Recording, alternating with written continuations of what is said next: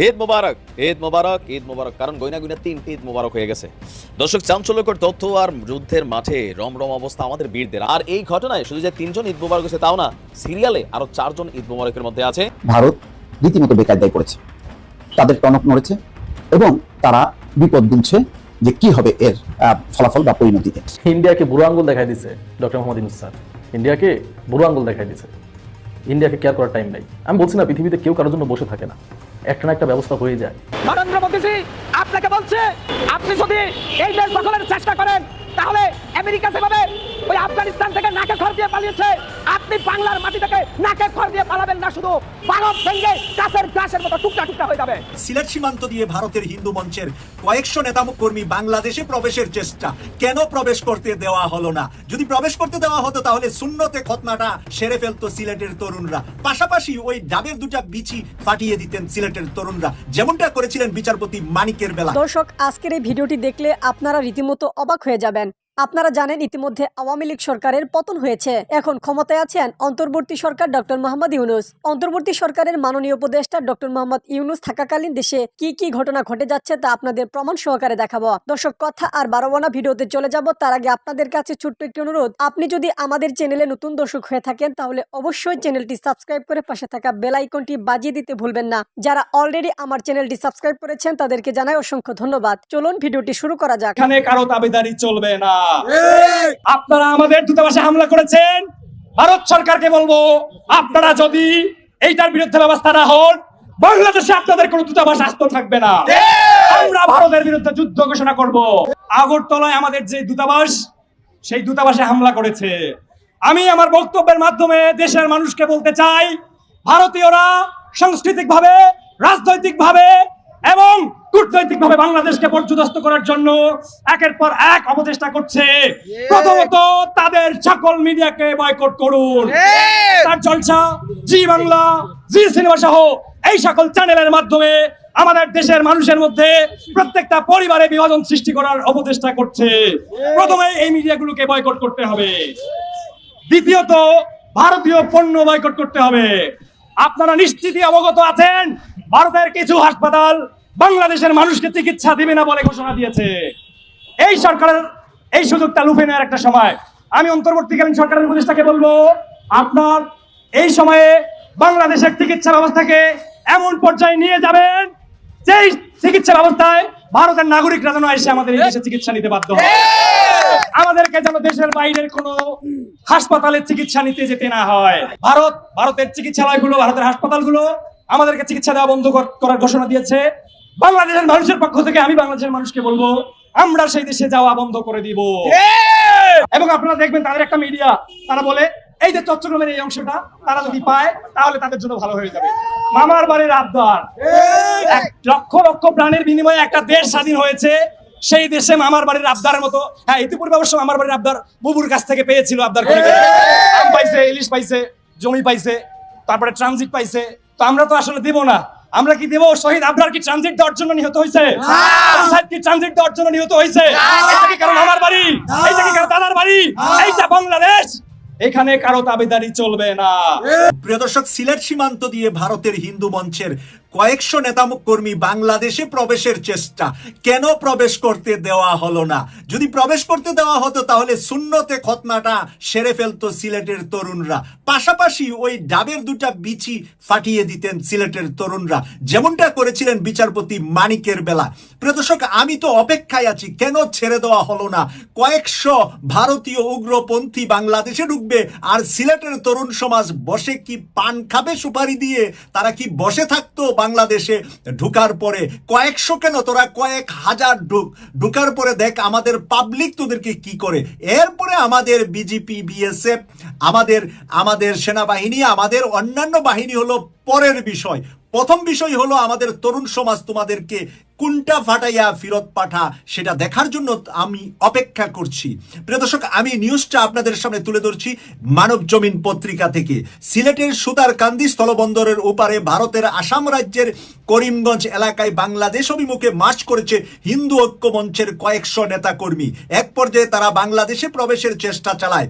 এ সময় ভারতীয় সীমান্ত রক্ষী বাহিনী, বিএসএফ ও করিমগঞ্জ পুলিশের সদস্যরা কাঁটাতারের ব্যারিকেড দিয়ে তাদের বাধা দেয়? কেন তারা কাঁটাতারের বেড়া দিয়েছেন? তাদের নিজের দেশের পুলিশ আর নিজের দেশের বিএসএফ কাঁটাতারের বেড়া দিয়েছে ওরা যেন না আসতে পারে। এই সমস্ত নাটক আমাদেরকে দেখাতে হবে না, শিখাতে হবে না। আমাদের সেনাবাহিনী, নৌবাহিনী, বিমান বাহিনী পরের বিষয়। শুধুমাত্র আমাদের যেই বর্ডার দিয়ে ঢুকবে ওই বর্ডারদের একটা কলেজ বা একটা বিশ্ববিদ্যালয়ের তরুণ সমাজ আমরা ছেড়ে দেব।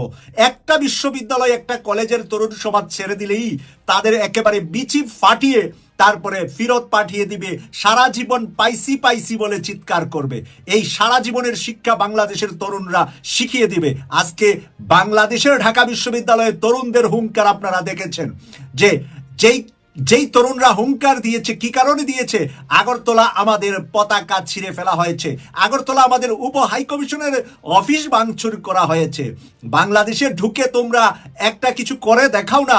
বাংলাদেশের তরুণ সমাজ বাংলাদেশের 2-1 কিলোমিটার ভিতরে ঢুকো, তারপরে ফেরত যেতে পারবে কি পারবে না সেটা বাংলাদেশের তরুণরা দেখিয়ে দিবে। বাংলাদেশের তরুণরা একেবারে গরুর মাংস খেয়ে এবং খাসির মাংস কুরবানি খেয়ে কিন্তু তাজা হয়ে বসে আছে তোমাদের জন্য। তোমাদের মতন বিড়াল পিটানের জন্য বাংলাদেশের তরুণ সমাজরা যথেষ্ট। তাই তোমরা যে কিছু লাফালাফি করছো তোমাদের ঘরেই করো, ঘর থেকে বের হলে খবর আছে বাংলাদেশের প্রবেশ করলে। তাই প্রিয় দর্শক, আজকের তরুণ সমাজদেরকে উদ্দেশ্য করে আমি বলতে চাই, আপনাদের অবদান বাংলার মানুষ ভুলবে না। আপনারা যে 24 সালে অবদান রেখেছেন, আজকে আবার ঢাকা বিশ্ববিদ্যালয়ে ভারতের ভিতরে বাংলাদেশের পতাকা ছিঁড়ে ফেলার প্রতিবাদ যে হয়েছে, সেই প্রতিবাদের জন্য আমি একটি সেলুট জানাচ্ছি আমাদের তরুণ সমাজকে। এবং তরুণ সমাজের পাশে আবাল বৃদ্ধ বনিতা নারী পুরুষ সকলে মিলে আমরা প্রতিহত করব পাশের দেশ থেকে যদি কোনো ধরনের উস্কানি দিয়ে বাংলাদেশে কেউ প্রবেশ করে। একজন প্রবেশ করলে তাকে আর ফেরত দেওয়া হবে না বাংলার মাটি থেকে। কিন্তু এক কাজ করো, এই শোনা, তোমাদের ওইদিকে একটা সিনেমা বাড়ি ছিল, কি জানি নামটা, টয়লেট এক প্রেম কাহানি। এই বৌদিরা বনে জঙ্গলে লোটা নিয়ে হাঁকতে গিয়ে তারা কিন্তু নানান ধরনের ঝামেলায় পড়ে। জঙ্গলে গুইসাপ আছে, তারপরে দুষ্ট ছেলেরা আছে, তারপরে মদ্যপ কিছু মাতাল আছে। তো এইরকম নানান সমস্যার কারণে তারা কিন্তু বাথরুম নিয়ে খুব আন্দোলন করেছে। আর তোমরা সেই দিল্লি, মুম্বাই থেকে শুরু করে সব জায়গায় হেগে হেগে এমন অবস্থা করেছাও, সেগুলোর কিন্তু নিরসন তোমরা চিন্তা করো। মানে এই ধরনের সলিউশন চিন্তা করো না, তাহলে কিন্তু সেই ঘু তোমাদেরকে নিজের হাতে ধরতে হবে। অনেকে আমার ভিডিওর প্রথম অংশের কথা বলছে না, ভাই সত্যি বলছি, তারা কিন্তু সত্যি বলছে যে কলকাতাতে যে আবর্জনা হয় একদিনে, সেটা বাংলাদেশে ঢুকিয়ে দিলে বা ছড়ে ফেললে কি হবে, ঢাকা পড়ে যাবে। এটা দেখেন কি পরিমাণ আনহাইজেনিক একটা ওয়ার্ড তিনি ইউজ করেছেন, তাও কে বিজেপির নেতা শুভেন্দু। বাংলাদেশ ইস্যুতে বরাবরই পশ্চিমবঙ্গের সাধারণ হিন্দু মানুষদেরকে উস্কানোর চেষ্টা করছেন। দেখেন এই বিজেপি সরকার দীর্ঘদিন যাবৎ ক্ষমতায়, এখন এই আবর্জনা আসলে কোথা থেকে আসছে? বেসিক্যালি সেখানে আপনার রাষ্ট্রীয়ভাবে ময়লা আবর্জনার সুষ্ঠু কোনো পরিকল্পনা নিয়ে তাদের সরকার কাজ করে না। তারপর হচ্ছে টয়লেটের সংকট আছে বিভিন্ন জায়গায়, এখনো মানুষ খোলা জায়গায় বনে জঙ্গলে পায়খানা করে। তো সেই সব জায়গায় প্রতিনিয়ত আবর্জনা তৈরি হচ্ছে, আর এই আবর্জনা নিজেরা বিপাকে আছে। সরকারের উচিত যখন ঘরে ঘরে টয়লেট তৈরির জন্য জনগণকে উদ্বুদ্ধ করা অথবা সহযোগিতা করা, তা না করে নিজেরা দামি দামি বাথরুমে হাগলেও দেশের জনগণকে তারা কিন্তু জঙ্গলে যেতে বাধ্য করছে। আর সেখানে একটা হিউজ আবর্জনা তৈরি হচ্ছে। এখন এই আবর্জনা কোথায় ফেলবে? যার কারণে মাথা ভর্তি যাদের আবর্জনা, তো তার মাথা থেকে তার ভালো কিছু আসবে না। আশ্চর্য বিষয় হচ্ছে, এই মুহূর্তে ভারত বাংলাদেশ ইস্যুটাকে ভারতের ক্ষমতাসীন দল বিজেপি যেই পরিমাণ উস্কাচ্ছে, মিথ্যা ভুয়া তথ্য দিয়া তাদের টেলিভিশনে দেখাইয়া যখন এটা ফাইনাল একটা অবস্থানে আসলো, এখন কি পরিকল্পনা নিছে? বাংলাদেশের সীমান্তবর্তী বনগার প্যাটসুপেল এলাকা, সে এলাকায় ওই এলাকার জনগণকে উস্কানোর জন্য এসেছিল বিজেপির নেতা শুভেন্দু।